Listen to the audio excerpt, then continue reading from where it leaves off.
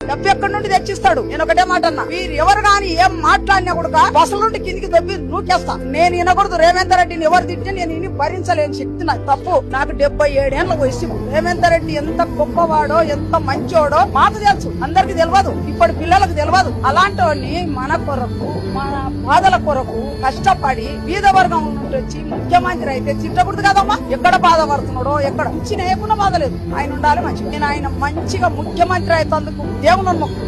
నా రేవంత్ రెడ్డి ముఖ్యమంత్రి కావాలి అని నేను ఇదే మొక్కినా. నా రేవంత్ రెడ్డి ముఖ్యమంత్రి అయినమ్మా సంతోషం.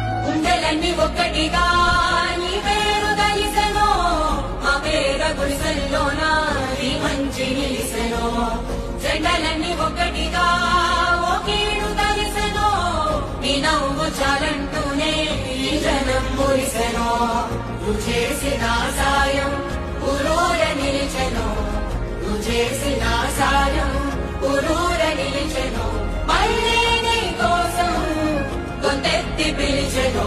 గుండెలన్నీ ఒక్కటిగా